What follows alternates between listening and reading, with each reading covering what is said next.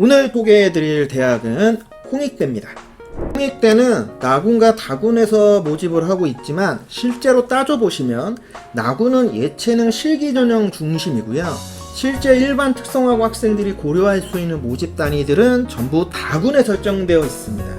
이에 일반 학과를 지원하는 학생들한테는 나군과 다군이란 선택지가 아닌 다군에서만 홍익대를 바라봐야 한다. 이 부분을 조금 잘 포인트로 잡으셔야 됩니다. 대다수가 나군이 다 가능하다고 하면은 나군과 다군 라인을 전부 다 포함해서 이제 고려들을 하고 있는데요. 실제로 일반 학과들은 전부 다군이다. 그렇기 때문에 오히려 가군과 나군에서 타 대학들을 노려야 된다라는 점. 요게 아무래도 이제 홍익대를 지원할 때 첫 번째로 고려해야 되는 부분이다. 이렇게 좀 말씀을 드릴 수 있을 것 같고, 각 모집 단위에 따른 기준 학과는요 매우 상세하게 설정 기준이 다르게 되어 있기 때문에 원서를 접수하는 요 경쟁률 따져보는 이 전략을 쓰기가 굉장히 어렵습니다. 그런 부분에서 최소 홍익대를 지원하려면 앞에서 말씀드렸던 동국대 입시 결과에서 어느 정도 마이너스 차이가 나느냐, 여기에 따라서 홍익대를 쓰는 것이 굉장히 합리적이지 않은가, 그렇게 저는 개인적으로 생각을 하고 있어요. 일단 예를 들어서 말씀을 드리면 동국대 최초 입시 결과에서 0.5등급 정도 이내의 차이가 난다, 아래로. 그렇다고 하면은 홍익대를 적정으로 고려를 하고 지원 전략을 짜는 것이 저는 맞다고 보고, 만약에 한 등급 정도 차이가 나는 것 같다 라고 한다면 당연히 홍익대를 상향으로 생각을 하고 가군과 나군에서 어느 군을 받쳐 쓸 것이냐, 어디를 더 낮게 하향으로 쓸 것이냐를 따져봐야 되지 않느냐. 그러한 기준점으로 우리가 좀 판단해서 본다고 하면 홍익대를 지원할 때 상향 지원이냐 적정 지원이냐를 좀 따져볼 수 있겠죠. 정시의 전체적인 흐름들하고 연결이 되다 보니까 내가 다군에서 어느 학교를 쓴다라고 하는 게 단순하게 가군, 나군도 딱딱 설정되어 있다고 보기가 굉장히 어렵다. 내가 다군을 상향이냐 적정이냐 하향이냐에 따라서 가군과 나군에서 어디를 적정으로 쓸 것이냐, 어디를 하향으로 쓸 것이냐, 어디를 상향으로 쓸 것이냐가 다시 한번 조정이 돼요.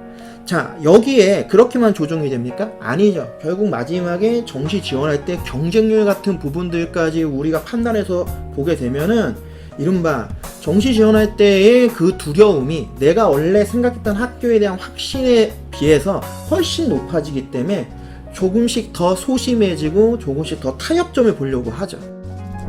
인문자연 계열은 수능 100% 모집을 하고 있고, 요 미술 계열이라고 하죠. 이 미술 계열 같은 경우에는 1단계에서 수능 60%, 거기에 2단계 서류 40%를 반영하는 형태를 취하고 있습니다. 자, 우리가 일반적으로 기준점을 잡고 있는 거는 일반 모집 단위들이기 때문에 일반 모집 단위인 다군은 수능 100%, 나군은 수능 60에 서류 40%다. 이렇게 좀 생각하시면 좋을 것 같아요. 홍익대의 수능 반영 비율에 대한 어떤 특징들을 보시면 아시겠지만, 일단 동국대와 틀리게 수학에 대한 반영 비율이 인문계열과 자연계열 모두 다 높다. 인문도 30, 자연도 35%입니다. 포인트로 본다면 인문계열은 수학, 국어에 대한 반영 비율이 상당히 높고요. 자연계열은 수학, 탐구에 대한 반영 비율이 높습니다. 하지만 여기서 우리가 조금 더 주목해서 봐야 되는 건 무엇이냐면 바로 탐구인데요. 인문계열은 탐구 25%, 자연계열은 탐구를 무려 30% 반영을 해주고 있죠. 자, 동국대보다도 어떻게 보면 탐구의 반영 비율이 훨씬 높다라고 하는 게 굉장히 큰 포인트예요. 그러니까 동국대도 마찬가지고 우리가 홍익대도 마찬가지지만 국어 수학에 대한 중요도를 우리가 모르는 게 아니죠. 하지만 실제로 우리 특성화고 학생들의 어떤 학업적 역량들을 따져본다고 하면은 실질적으로 1등급, 고등급을 맞출 수 있는 가장 우선순위 과목이 직업탐구라고 판단이 되어지고, 그 다음이 영어, 그 다음 국어 수학은 내가 국어 계열에 더 강점을 갖고 있냐, 수학 계열에 강점을 갖고 있냐로 다시 한번 분류해 볼 수 있는 것 같아요. 즉 홍익대를 지원할 수 있는 학생들의 국어 수학이 그러면 매우 높은 등급을 유지하고 있느냐? 저는 개인적으로 그렇게 생각하고 있지 않습니다. 실제로 홍익대 정도를 만약에 썼을 때 합격하는 친구들의 국어 수학은 3등급 이내에 들어오면 충분히 가능성이 매우 높다라고 저는 개인적으로 판단합니다. 왜? 2등급 이내에 있는 성적대를 만든 친구들이 홍익대까지 내려서 쓸 가능성이 거의 없어요. 특성화고 학생들에 대해서 우리가 생각을 할 때 몇몇 아주 수준이 높은 특성화고 학생들이 존재하지만 그런 학교 학생들도 전부 정시를 하는 건 아니에요. 그리고 그 학교에서 정시를 했을 때도 흔히 얘기하는 1등급, 2등급이 나오는 친구들 각 학교에서 손가락에 꼽힙니다. 그 얘기는 실제로 특성화고 학생들이 대다수 1년 정도 공부를 했을 때 나올 수 있는 높은 등급대의 기준점을 3등급 정도라고 봐야 되고, 실제로는 4등급, 5등급대가 굉장히 많아요. 그래도 홍익대 정도면 상위 15위권 대학이기 때문에 학생들의 입장에서 지원 계획을 세울 때 4등급, 5등급의 국어 수학 성적을 갖고 쓰기는 쉽지 않아요. 물론 쓰는 친구들도 있겠죠. 하지만 이 쓰는 친구들의 공통점은 뭐냐? 대신 탐구나 영어에 대해서 매우 강점을 갖고 있는 친구들입니다.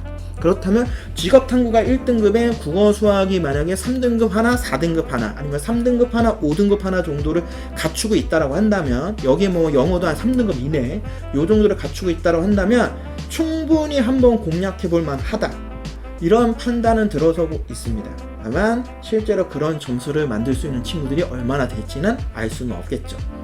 대략적인 기준점에 대해서 말씀을 드리는 거지, 이 점수나 이 등급을 맞추면 무조건 들어간다라고 말씀드리는 건 아닙니다. 하지만 이 정도 라인에서 충분히 상향으로 생각을 하고 홍익대를 한 장 정도 노려볼 만하다. 특성화고는 역전타 에듀 특성화고는 역전타 에듀 취업도 오케이 진학도 오케이 역전타타타 역전타 에듀 학원 특성화고 학생들을 위한 전문 교육기관 역전타 에듀 학원 입학문의 1577-0953